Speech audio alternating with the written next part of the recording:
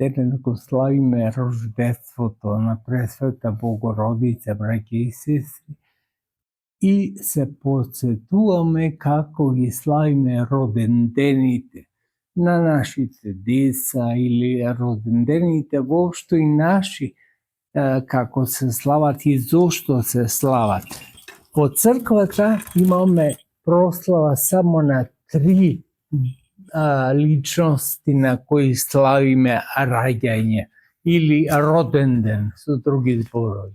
На Господ Исус Христос, на Пресвета Богородица, денеско е, и на Свети Јован Претече и Крстител. Зошто ќе рече човек не ги славиме во црквата родендените? Ги славиме само на овие 3 личности, зашто ја обележиле целата црковна историја и без нив нема спасение, со други зборови. Еве, земете го денешниот ден и празник. Ако не се роди Пресвета Богородица, нема да го роди ни Христа Спасителот. Што значи, се е благословено во нејзиниот живот.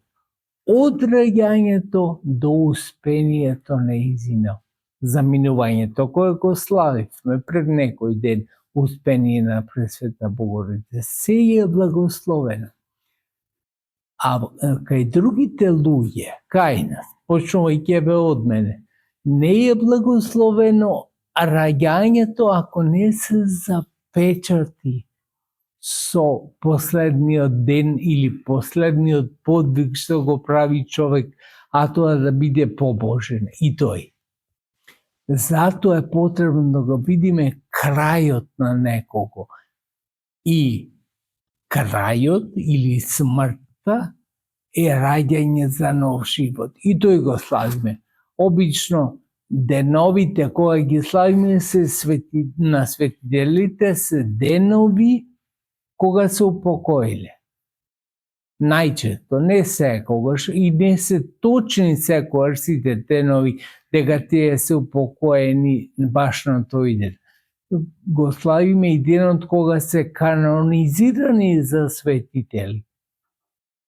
Меѓутоа, во многу случаи, денот на упокојањето е како раѓање за новиот живот.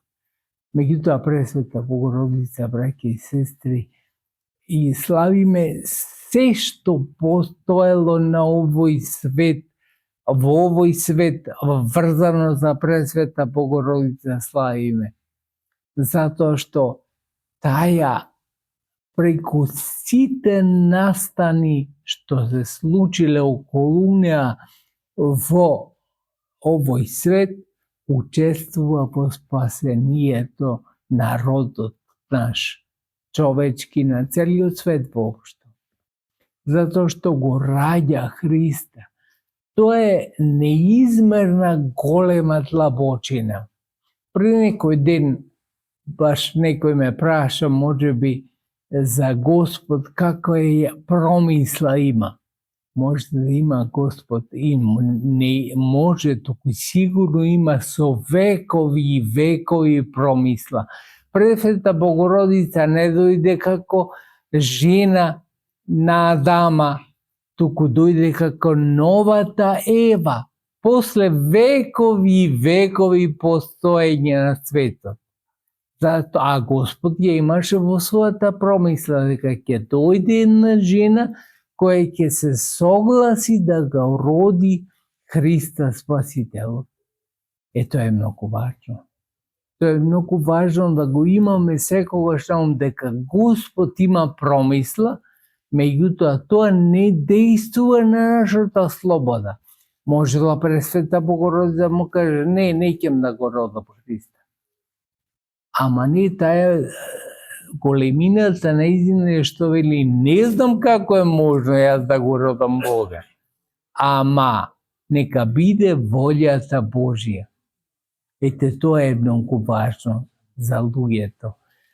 Што имаме, затоа имаме Пресвета Богородица и затоа Ја славиме Пресвета Богородица, ама секогаш се потсетуваме и на денот на нејзиното раѓање, и на денот на нејзиното успение, и тогаш кога читаме каците на Пресвета Богородица, а да речам и секојдневно, дека таја учествува во спасението на родот човечки целосно, не делимично. Ние често пати учествуваме делимично во нешто, а таја целосно учество живее за тоа, постои за тоа. Затоа ја почитуваме. Затоа правиме метанија секогаш пред неја и велиме Пресвета Богородице спаси нас. Скоро истите зборови кои ги употребуваме Спасител да не спаси. Зашто таја го поминува нашиот живот. Гледате, од раѓањето, детските години, сега во ноември по стар стил или во декември по нов стил, ќе биде воведението на нејзино храм, уште како дете. А после тоа, значи, сака доаѓа после, а во суштина е многу важно да биде прво благовештението, кога архангелот Гаврил доаѓа да и каже дека ќе го роди Синот Божи. Што значи Пресвета Богородица е потполно учесник во нашето спасение со се што прави. Затоа ја почитуваме. Ја почитуваме и ја славиме веднаш после нашиот Господ Исус Христос. Таа е мајка на нашиот Бог. И затоа достојно го славиме и нејзиното рождество. Зашто без, како што рековме, нејзиното раѓање, тај не може да биде учесник во спасението на овој свет. Браќи и сестри, навистина сум вака трогнат од вашето присуство. Денеска до душе е храмов празник на оваа црква. Меѓутоа, се сеќавам пред 2 години, кога служев не на храмов празник, повеќе имаше луѓе на гробишта отколку внатре во црквата. И јас малку се разлутив и зборував во црквата за тоа. Меѓутоа гледам дека сега има плод, дека црквата се полни на тој начин и луѓето ме разбрале прво мене, и јас се осеќам навистина почестен со тоа, што ме разбрале дека јас не викам затоа што не можам да си го запрам својот хир, туку викам за сите вие да го најдете правиот пат, а правиот пат е да бидете во црква, не на гробишта.